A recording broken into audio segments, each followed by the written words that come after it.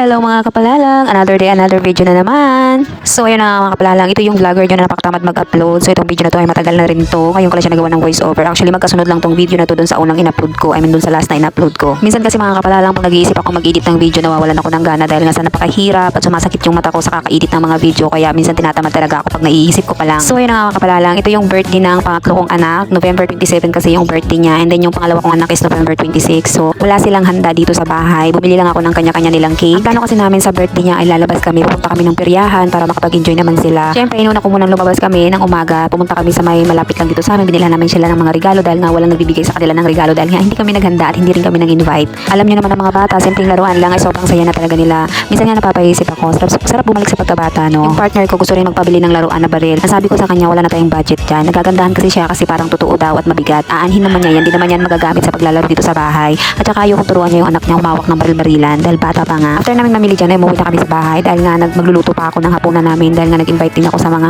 kamag-anak ng partner ko na dito na lang maghapunan dahil kasama rin naman namin silang papunta ng peryahan. First time to nangyari sa birthday ng mga anak ko na hindi talaga kami naghanda dito sa bahay pero nag-celebrate naman kami sa labas. Ang iniisip ko lang kasi ay ayaw kong mapagod. So ayun na nga, pauwi na kami dyan. Ayaw talaga lumabas ng shop ng partner ko kasi gusto niya talaga ipabili yung baril-barilan. At finally, 8 o'clock na ng gabi niyan, nakapunta na rin kami sa peryahan. Birthday ng anak ko pero yung nag-enjoy ay yung matatanda, which is okay lang naman, at least nag-enjoy sila. Nakasama namin sila sa birthday ng anak ko. Ang balak talaga namin mga kapalalang ay pupunta kami sa Skyran sa San Fernando kung hindi pa nakatayo yung peryahan dito malapit sa amin. Buti na lang talaga at nag-open na rin yung peryahan na malapit sa amin kaya dito na lang kami nag-spend ng birthday ng mga bata. Buti na lang talaga nag-open na yung peryahan na malapit dito sa amin dahil kung hindi, malamang sa malamang natuloy kami sa Sky Ranch, which is napakagastos talaga kasi pamasahe pa lang papunta doon and then pagkain pa namin and then yung mga rides doon 380 per person. Ride all you can na yun mga kapalalang kapag doon ka sa Sky Ranch, which is sulit talaga yun kasi sobrang daming rides doon, di ka talaga magsasawa. Yun nga lang, malayo lang talaga siya sa lugar namin, dadayuhin pa talaga namin kaya it's a good thing talaga na mayroong peryahan na malapit na nag-open dito sa amin. Alam niyo bang ini-expect ko na may entrance pa kaming babayaran kasi naalala ko kasi nung peryahan na malapit din dito sa amin, dito sa Mabiga lang, may entrance kasi siyang 50 pesos per head. So iniisip ko rin na may entrance din doon. Buti na lang nung pagpunta namin walang entrance, at least nakasave na kami. Alam niyo bang may phobia na ako sa mga rides na yan kasi nung una syempre hindi pa natin alam kung anong experience kapag nakasakay tayo dyan. So ako naman kasi nga wala akong experience,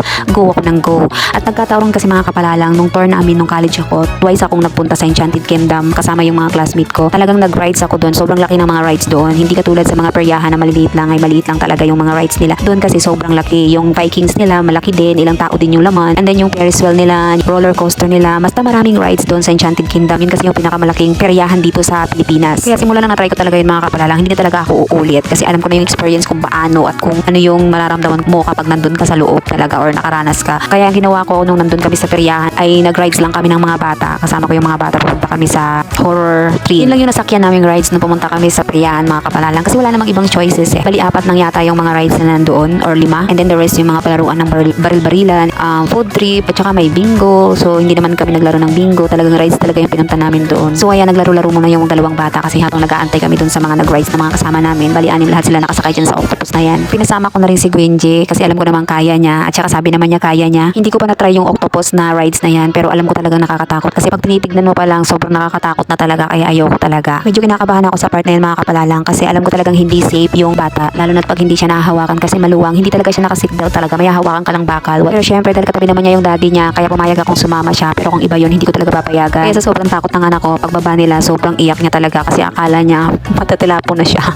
Malalaglag na siya. Sobrang tawa ko dyan kasi sabi ko ang lakas ng loob mo. At least alam na nila sa sarili nila na hindi talaga basta-basta sumakay ng mga rides. Kasi diba pag hindi pa natin naranasan yung isang bagay, curious tayo, gusto nating maranasan, ma-experience. Kapag alam natin nakakatakot, hindi na tayo uulit. Mga 4 na rides lang kami dyan. I mean sila kasi hindi naman ako kasali, nakatingin lang naman ako at saka taga-video dahil nga may kasama kaming maliliit na bata.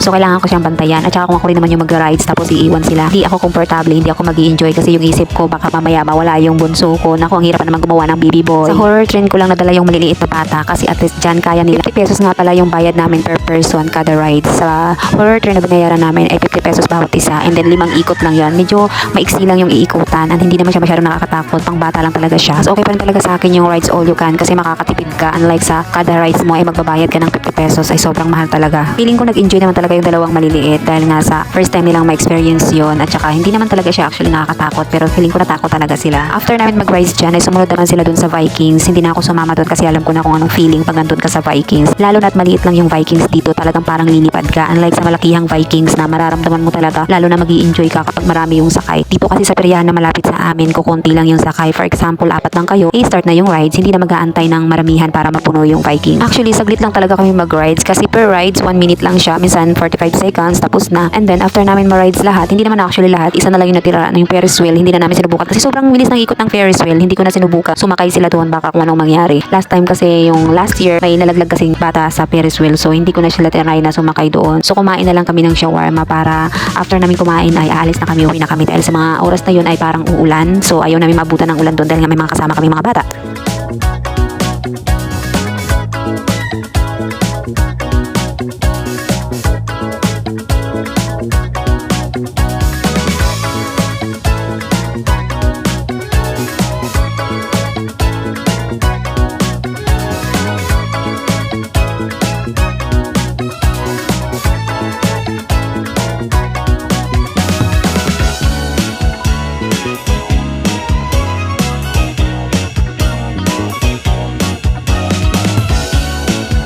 So ayun na nga guys, thank you for watching. Nawala na ako ng ibang sasabihin dito sa video na to. Naubusan na naman ako ng voice over ko. Ito talaga yung part na ayaw ko kasi minsan nauubusan ako ng sasabihin. Kaya minsan nasisingit ko na lang yung mga experience ko sa buhay. Pero anyway, thank you for watching and please don't forget to like and subscribe. Bye bye!